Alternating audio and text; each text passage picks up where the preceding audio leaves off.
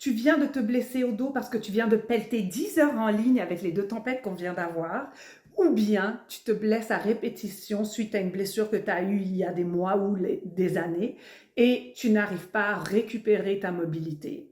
Ne bouge pas. J'ai 10 astuces essentielles à faire pour retrouver non seulement ta mobilité dans ton quotidien, te renforcer et retrouver ton sourire et ne plus avoir peur de bouger. Je suis Laetitia, prof de Pilates et danse. J'ai fondé LM Luminescence. Ce sont des cours en direct, en ligne. Comme ça, je peux m'adapter à toi immédiatement.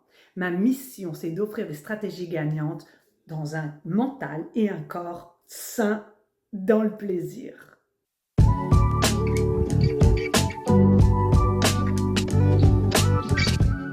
Vous êtes nombreux dans mes cours ou dans mon entourage à me demander des stratégies, des conseils pour comment, quoi faire, pour rebouger après une blessure, pour éviter de se faire mal à répétition, comment se réentraîner.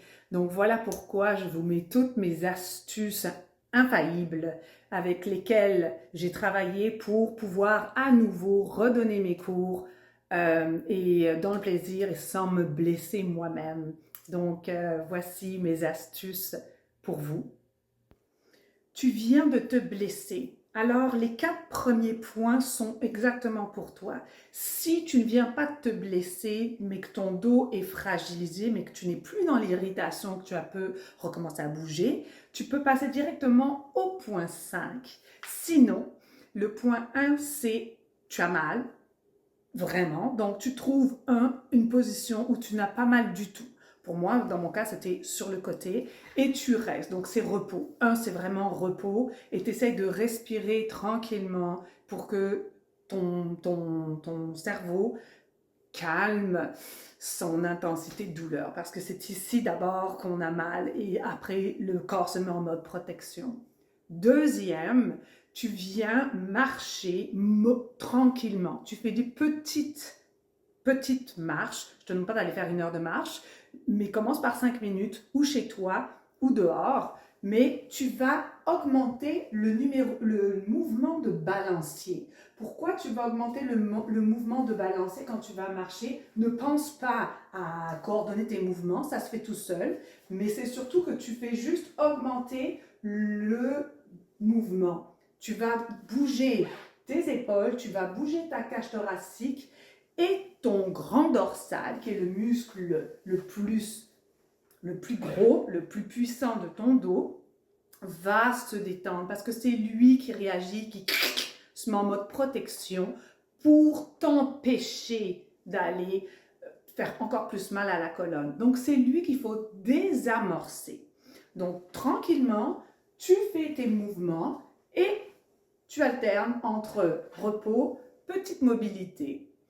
Troisième, tu mets du chaud ou du froid ou les deux, ce qui te convient le mieux. C'est-à-dire que si tu trouves que la chaleur te fait du bien, mets de la chaleur, un sac magique, n'importe quoi, ou le froid. Il y en a pour qui c'était le froid, moi c'est le chaud. Et je te dirais même plus que je le mettais sur le ventre, un sac magique sur le ventre, parce que quand ton grand dorsal se met en mode panique, tout se crispe, mais c'est comme une nappe. Si tu commences à froisser un côté de ta nappe, tout vient tordre de tous les côtés. Et le ventre vient se contracter et toutes tes viscères aussi. Donc, tu es vraiment inconfortable. Alors, le sac magique va permettre de te détendre, de relâcher tes muscles parce que ton cerveau va avoir moins mal. La 4e chose qui m'a vraiment beaucoup aidée, ce sont des méditations sur la douleur. Il y en a plein sur le net, tu peux aller en chercher autant que tu veux, méditation, douleur chronique ou peu importe. Ça va juste déprogrammer ton cerveau et il va enfin donner l'information que ça n'est plus dangereux, que les muscles peuvent se détendre, ça va réduire ton irritation. Ton irritation va donner l'information au muscle que c'est, ça, tout va bien, on revient dans le cycle normal et naturel. Donc, tu vas casser ce cycle d'irritation, contraction, contraction, peu de mouvement, peu de mobilité, irritation encore plus, etc., etc. Infernal. La voici, ton cinquième point, quand tu arrives ici, c'est que tu n'es plus dans la vive douleur, l'irritation aiguë. Tu as récupéré un peu de mobilité.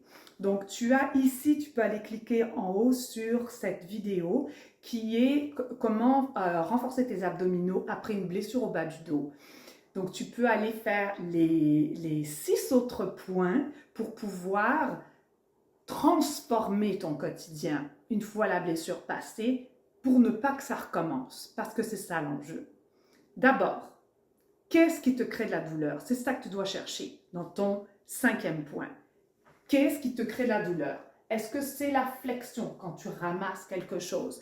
Est-ce que c'est le fait de porter? Est-ce que c'est le fait de rester assis dans ta voiture? Est-ce que c'est le fait... Donc, reste conscient, reste vigilant pour savoir qu'est-ce qui vient créer de la douleur. Puis des fois, on ne le sait pas trop parce qu'on a pas mal tout de suite, mais on a mal après. Donc, encore une fois, observe-toi dans ton quotidien. Et la règle d'or, quand tu le sais, en l'occurrence pour moi, c'est tout ce qui est flexion.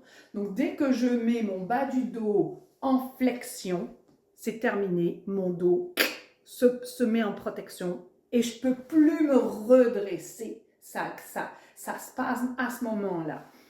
Alors, tu ne le fais pas. Ça a l'air bête à dire, mais souvent on dit « Ah, c'est pas grave, je vais faire un exercice, c'est bon pour moi, j'ai mal un peu, mais c'est pas grave. » Non, tu le fais pas. Pourquoi? Parce que si tu le fais, ton corps enregistre que ça fait mal. Donc, ton corps enregistre que ça va faire encore plus mal. Donc, on se protège encore plus. On fait encore moins de mobilité. Tu as encore moins de possibilités de ta colonne à bouger. Puis, tu rétrécis encore ton champ de mobilité et tu augmentes ton irritation et ta peur. Et le cerveau augmente. C'est dangereux et augmente. Il est en mode panique musculaire.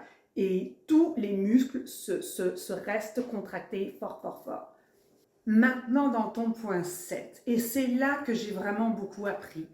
Ici, tu vas placer tes doigts de chaque côté de ta colonne. Pourquoi? Parce que tu vas sentir les muscles, comme on appelle les paravertébraux, de chaque côté de tes vertèbres. Ici, tu vas aller en avant, puis tu vas sentir comme des cordes qui se tendent, puis tu vas aller vers l'arrière, tu vas sentir que c'est complètement détendu. Ton job, c'est de tout le temps, le plus souvent qu'autrement, de garder ton dos au neutre. C'est-à-dire que tes muscles dorsaux ne sont plus actifs. Pour ça, tu vas venir aller en avant et tranquillement tu reviens droit.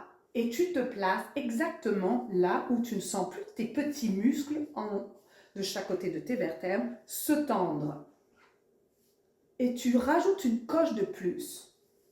Tu vas aller très lentement vers l'arrière et tu vas sentir, sans contracter ton ventre, que tes abdominaux vont se contracter.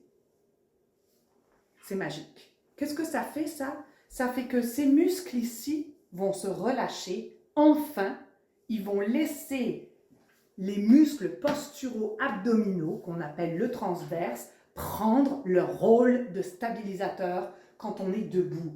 Si je travaille avec mes abdos, eux peuvent relâcher. Ils sont antagonistes, donc eux travaillent pas, eux travaillent pas.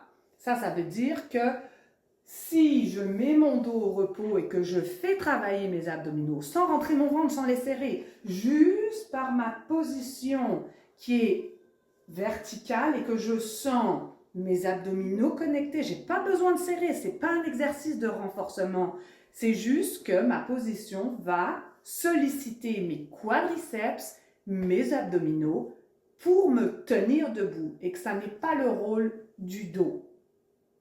Ok? Ça, c'est ton point 7. Si tu veux rester debout, tu peux aller placer tes mains en arrière, comme ceci. Comme ça fait une belle ouverture dans ta poitrine et tu viens détendre tes muscles du dos. Ensuite, ton point 8. Ajuste ton quotidien.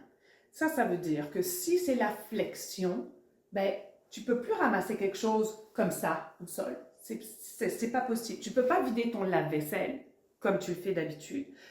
Et faire la vaisselle avec un angle très loin.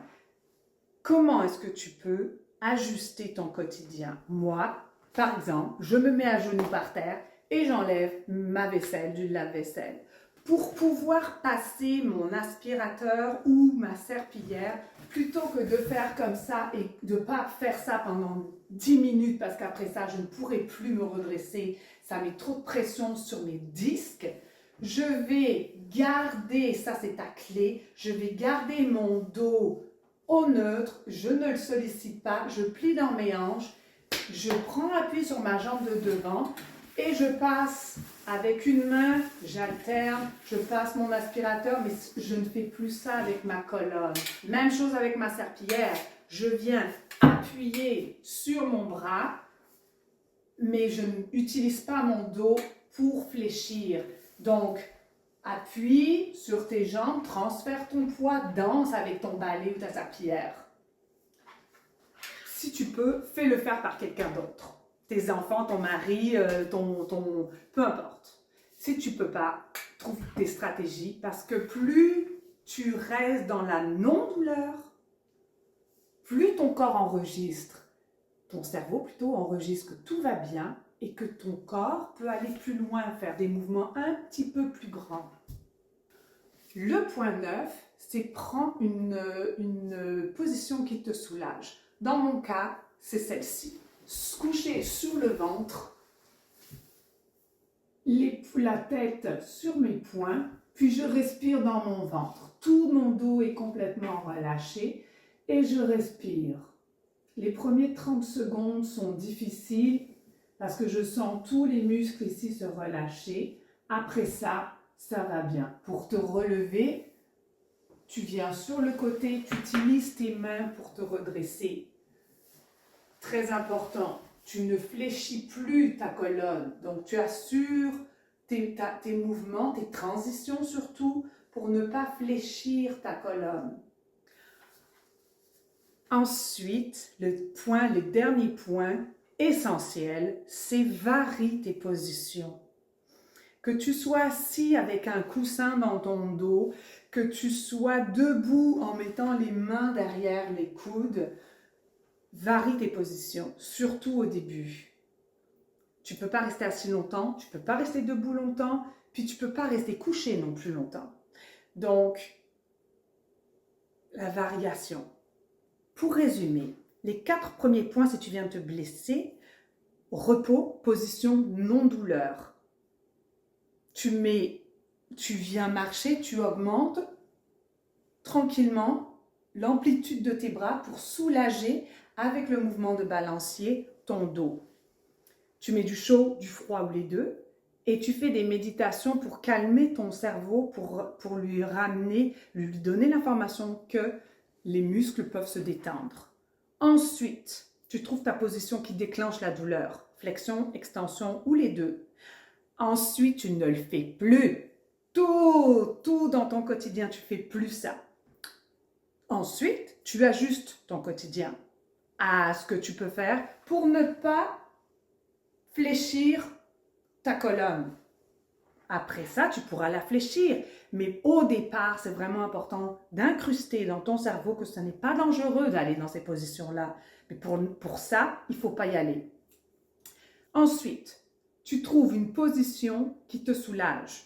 Moi, c'est sur le ventre. Il y en a, c'est des extensions. Trouve ta position qui te soulage quand tu sens que ton dos... Et le dernier point, varie tes positions. Assis, debout, couché, varie tes positions. Si tu as aimé cette vidéo, je t'invite à mettre un pouce. Partage cette vidéo à ceux pour qui tu penses que ça pourrait être pertinent, qui souffrent de façon récurrente ou même qui viennent de se blesser. Ça va les aider. C'est vraiment des choses essentielles qui, moi, m'ont vraiment aidé dans ma vie et je peux donner et continuer à donner mes cours aujourd'hui. Tu peux aussi t'abonner surtout parce que comme ça, tu appuies sur la cloche, tu vas être au courant des routines, des exercices, des stratégies qui sortent parce qu'il y en a régulièrement qui sortent. Aussi, Si tu as mal, que tu as souvent des tensions en haut, au cou, aux épaules, il y a un guide gratuit pour toi. C'est dans le lien descriptif. Télécharge-le. Et voilà, tout va bien aller. Fais ça tranquillement. Suis la routine d'abdominaux pour renforcer ta sangle abdominale. Et raconte-moi ce qui s'est passé.